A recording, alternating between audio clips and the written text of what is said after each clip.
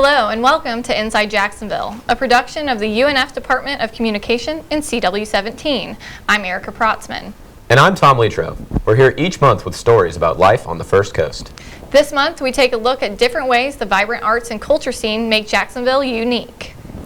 From the beaches to downtown, you'll notice bright and colorful murals on many different types of buildings around the First Coast. Inside Jacksonville's Safara Harrell shows us the talent and time it takes to create these masterpieces that liven up the view. Artwork is all around us. You don't even have to visit an art gallery to see exquisite paintings. Local muralist Scott Briggs helps to brighten up otherwise plain buildings with giant, colorful murals. I don't ever remember a time in my life when I wasn't drawing or coloring or painting or doing something. So everything's on the up and up. It's a much bigger, much more in demand scene than it was even when I started. There's more people are open to public art and murals. I only use spray cans on murals.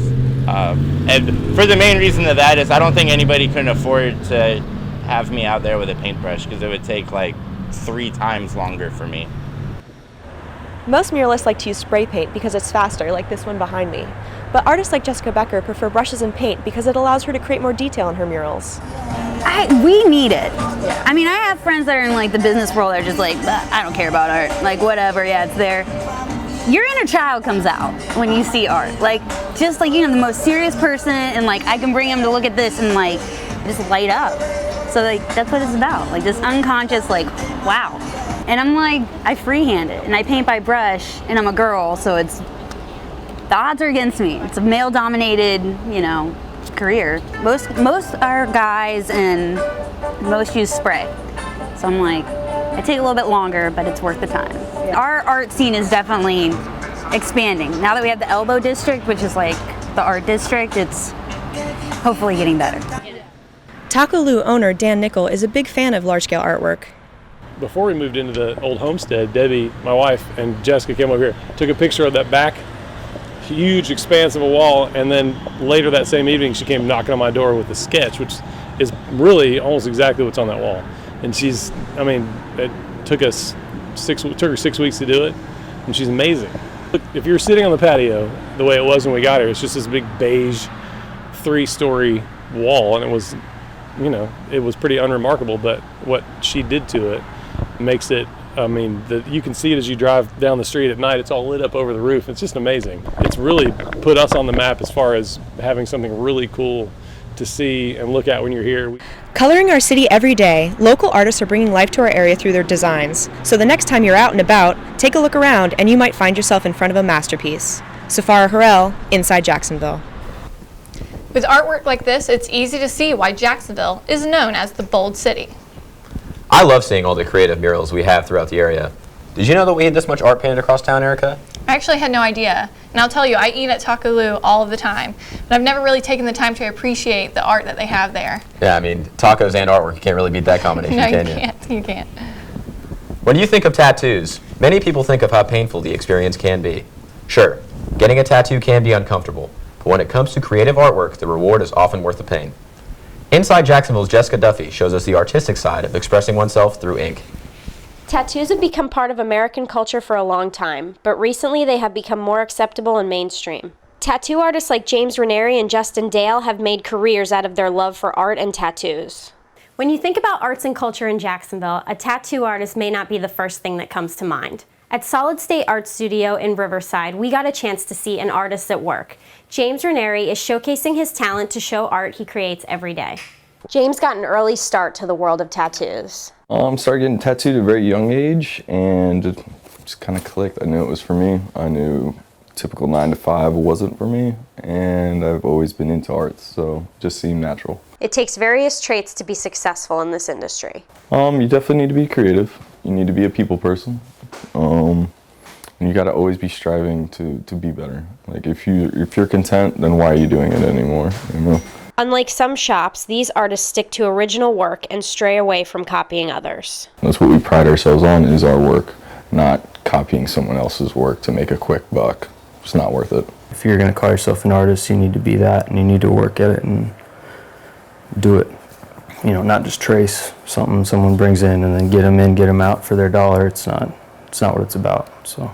The stereotypical tattoo customer has changed in recent years. Because now it's not just the bikers or the trailer trash. Like it's stand-up people getting tattoos now, and they're seeking out actual artists for their art and not just walking in and pointing to a wall and say, I want this. People get a tattoo for various reasons. So, I mean, everybody's got a story, and everybody gets tattoos for different reasons. Some are personal, some are because they just want that image, So it really depends on each one. Each one has some type of story, some type of significance in some way, shape, or form behind it. With the wave of new tattoo shows on television, the industry has changed. People that aren't really into tattoos, when they come into a shop, they think that's the experience they're going to get, and that's not real. That's all fake. It's supposed to be relaxing, and just do good art and have fun. So when James looks at the future of his industry, he hopes the artists get the credit they deserve. I want it to be more artists, not tattoo mechanics. Seek out an artist you admire his work and let him do his art on you instead of just a tattoo shop. So it'll stand more as you're just an artist. I don't want to be classified as just, you just do tattoos. No, I do art. Jessica Duffy, Inside Jacksonville. The art of tattooing may not seem like a creative outlet to all, but to the artists, it is a way to use their talents to collaborate and create unique and personal works. When we come back, we'll take a look at the different performing art venues unique to Jacksonville. And later on, you'll hear some local bands and learn what inspires their music.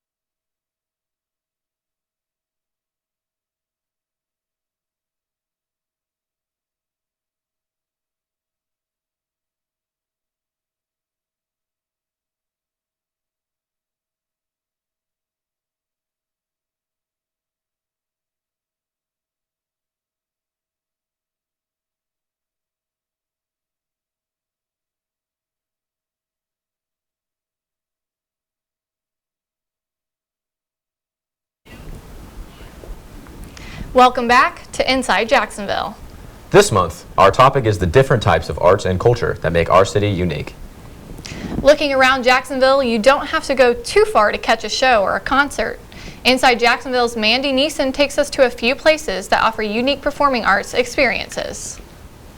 The performing arts, such as theater, music, and more, are alive and kicking in the Jacksonville area. There's no need to go to Broadway to get a genuine performance. From the Jacksonville Symphony to the Florida Theater, the choices are endless. But But what does it take to put on these performances? It takes talent, heart, and passion to create these encore-worthy performances, and we have those kind of people in Jacksonville. Everybody has a 9-to-5 job here. We don't get paid. Like, this is all for free, so you have to be here because you love it. And that passion is what makes us all work, makes all the moving parts, from the crew, from the people that you see on stage, to the creative side, the directors. We're all volunteers, so that we all fall under that umbrella of it's always a passion play. We're always doing it because we love it. Local talent can be found right in your backyard. Players by the Sea hosts many different performances and features actors in the local area. Sadie Lamanna has had a passion for acting since she left high school. Well, theater, I love the arts. I love performing arts. I love fostering art and culture in the community because I think that's very important. Because I think it brings people together and makes them think. That's what I really love about theater, is that it causes you to think. It causes you can be entertained, you can cry, you can laugh. It evokes all these different emotions that you might not be in touch with day to day. Not far from Players by the Sea is another theater that has been hosting local talent and celebrities for almost 50 years. From Barry Williams from the Brady Bunch to Barbara Eden from I Dream of Jeannie, this theater brings the guests back again and again. The Alhambra Theater and Dining is the longest running dinner theater in the United States and is the oldest Equity Actors Union theater. It takes almost 100 employees to run the Alhambra, but many may forget those backstage who keep the show running. Their passion for the theater brings the stage to life for returning guests. I grew up going to theater and watching musicals. While kids were watching Barney, I was watching My Fair Lady and Brigadoon and really old classic movies. And so I always used to put on shows in the living room, and so my parents were like, if you want to try it in college, you can try theater. And I did it, and I loved it, and I started performing, and then I got really lucky, and I got to work here, and it's been a dream come true because I've gotten to do everything that most people only dream about doing. So it's something I would love to do for the rest of my life. Kelsey has worked at the Alhambra Theater for 3 years and is stage manager for the current show. However, she has done everything from backstage to main star. I love performing. I started out as an actor, and I will always love performing and being on stage, but I love being in charge of creating the show. The show can't go on without the actors and the stage manager to run the show, and I love being in charge of making that creative atmosphere happen. With people like Kelsey, the performing arts in Jacksonville can only grow and thrive in the coming years. Mandy Neeson, Inside Jacksonville. When it comes to the performing arts, popular Broadway shows often find their way to the First Coast, giving us the chance to see some of the best shows in only a short drive away. Music has always been a staple to Jacksonville's art and culture scene. With musical greats such as the Van Zant brothers reigning from the Bold City, inspiration flows to new artists wanting to express themselves in the same fashion. I sat down with a few local musicians to see how they're making their mark on the sound of Jacksonville. When it comes to music, Jacksonville is the birthplace of many notable groups. As a starting point for classics like Lynyrd Skynyrd, and for more contemporary bands such as Yellowcard, the list of prominent musicians that hail from Northeast Florida only begins in the Bold City. Savannah Lee Bassett is an example of one local musician who views music not only as a job, but as a way to market the city she loves. Jacksonville is an interesting market. The public here really values live music, but the musicians themselves, there's not a lot of camaraderie, which isn't common, actually. Most musicians in cities like Seattle or Portland or even LA, the musicians, they help each other. Solo musicians can use music to showcase their skills, but for Savannah, music is much more than her love for country. She really finds passion in writing her own music. I've always said with my music, I sing songs that I write. I don't, of course I cover songs sometimes too, but I love to songwrite. That's really my main passion. And my goal with that is always to encourage people and relate to people in my music. So even if it's a sad song that's not necessarily going to encourage someone, it's there's a lot of lonely people in the world. I dare say everyone is a little bit lonely, and I think we all kind of find solace in music, and I love playing songs for people like that who needed to hear that one song right when you played it. Some musicians like Savannah wish to grow their music on both a local and a national scale. Bands like The Implications, who formed right here at Fletcher High School, which is right down the road from the legendary Freebird Live, want another thing. They simply aspire to play the music they love for the people they love. The Implications started as a band of local high school students looking to engage in a new hobby and combine their musical talents to create their own unique sound. They have made a name for themselves at local venues through their covers of popular songs, as well as through their own original music. Like, you know, I've been practicing, me and Lane have been sitting back there practicing for like as long as I can remember, probably like 9 years since I was little. And I've literally, we've been going over just when are we going to play out? Like, I'm like, dude, like, we need to play. And what's funny, like, when he told me they had a show at Mello, he was like, yeah, I might be able to get you in on like one song. And I was like, oh, yes. Then he was like, you're the drummer now. So I was just super pumped, and it actually was a really good turnout for people. From solo acts like Savannah to groups like The Implications, the primary goal is to create perpetual sound while inspiring those around them to do what they love, just as they've done. With the ability to shine either on your own or in a group, music is certainly a great way for people to showcase their creative side. When we return, we'll take a look at a different take on expression, the culinary arts. Also, creating art isn't the only way to influence others. We'll take a look at how teaching art can be just as rewarding.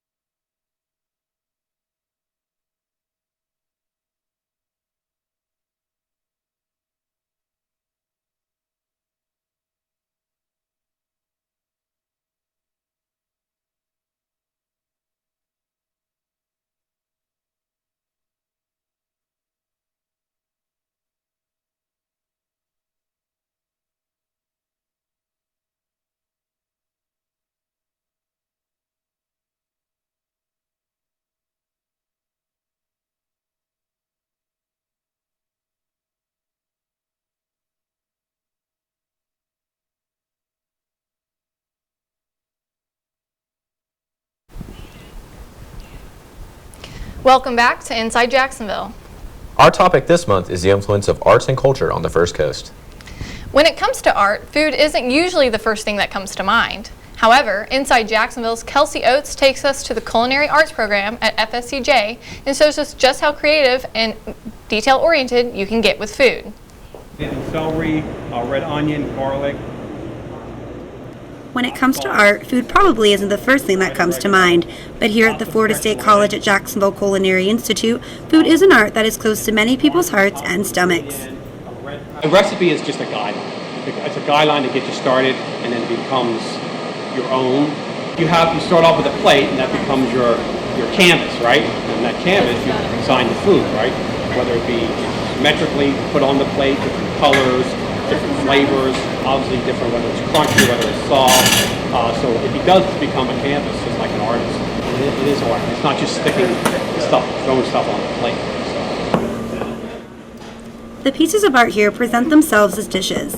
It requires the hands of a lot of skilled and dedicated artists to create the final masterpiece. And I am so grateful for FSCJ and for Chef Harold for this opportunity to come full circle with my life. Everyone can take these same ingredients and still get a different flavor from them unless you do an exact recipe. That's why it's so important to have a primary recipe in the kitchen, because my style gonna come out, his style gonna come out, and that's where the art comes in with these situations. The tools here aren't brushes or microphones, but knives and spices.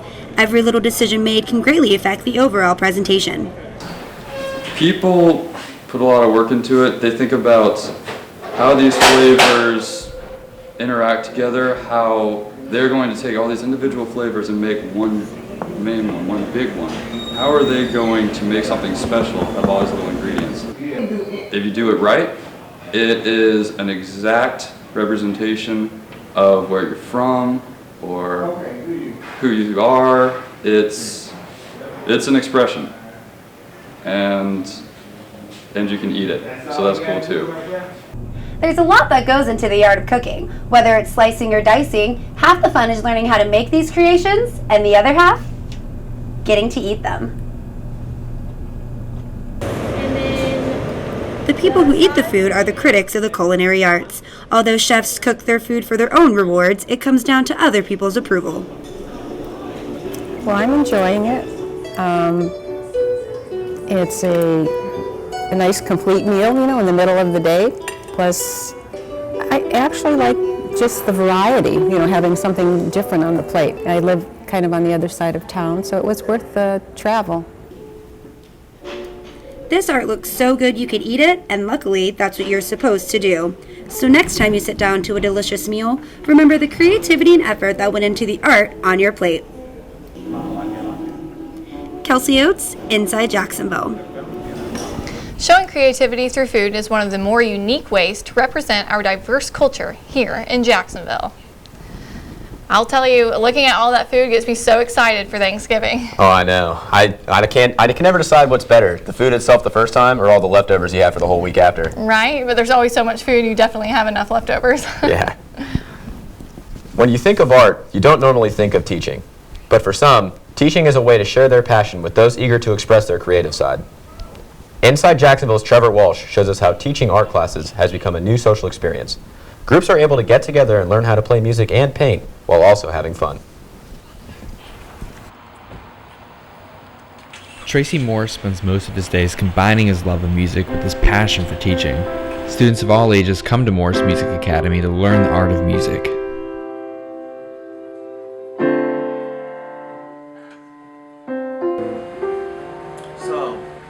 Our students here, I think our youngest is 4 years old right now. We've had students as old as 73 who want to rekindle their love for music and want to learn. So we're here to teach them.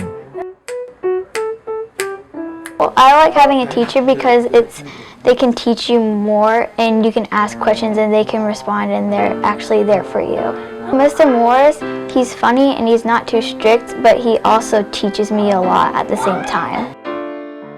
I love it when the students have that aha moment, when they get it and you can really see that fire kindled inside of them. And when students make mistakes, Morris is right there to guide them along. Slow it down. Music isn't the only art where instruction comes in handy. At Pino's Palette, a little bit of guidance and a lot of paint goes a long way. You don't need experience to paint a perfect picture. You just need to have fun. People have all had other lives. They've had desk jobs and they've cared for children and they've done all these things that are very important and responsible. And when they come in, it gives them the opportunity to just sit back, have a glass of wine, leave all their cares behind, and just paint. It's a social gathering, making sure that everyone's having a great time, and hopefully when it's all said and done, the teachers walk through all the customers and making sure that they have a product that at the end of the night that they're actually pretty happy with. One of the things I say all the time to my classes is that we're living in an imperfect world, so you don't want to put a perfect piece of artwork into it. It just won't fit. So this gives you time to play with paint, to be a kid again almost, just to enjoy the experience. And if you like the painting, you're going to come back. You want to do more because it's just a release and it allows you to do something different that you wouldn't normally do. Trevor Walsh, Inside Jacksonville. Tom, did you know that there are this many different places to go in Jacksonville to experience the art that we have here? Well, you know, Erica, I've lived here for pretty much my entire life. And I mean, you go around different places through the city, you know, San Marco, Riverside. There's so many different places that have their own, like, unique culture within the city. And you kind of forget that there's so many talented artists in our area. Yeah, I know. I've only been here for 4 years. I just moved here. But even with just all the places that you, like, said, I've gone by them, never really taken the time to look at them. But seeing all these videos and everything, it really makes me appreciate the art there. And I think I definitely want to redo my apartment now because it is looking like plain Jane. We can both agree on that. Well, that's a wrap for Inside Jacksonville. If you missed anything from our program, just click through to our website. Go to unftv.com and click on Inside Jacksonville. You'll find expanded versions of our stories, photos, interviews, and other extras. That's unftv.com, Inside Jacksonville. Before we leave you this month, we wanted to acknowledge the passing of longtime UNF communication professor Joe Leesom. Professor Leesom died on November 15th after a lengthy battle with leukemia and cancer at the age of 72. Our thoughts and prayers are with Professor Leesom's wife, Gigi, and the many Inside Jacksonville alumni that Professor Leesom positively influenced during his 18 years on our faculty. Prior to his retirement from UNF in 2011, Professor Leesom helped launch this very program more than a decade ago, and for that we thank him. And as always, we thank you for joining us. We'll see you next time, Inside Jacksonville.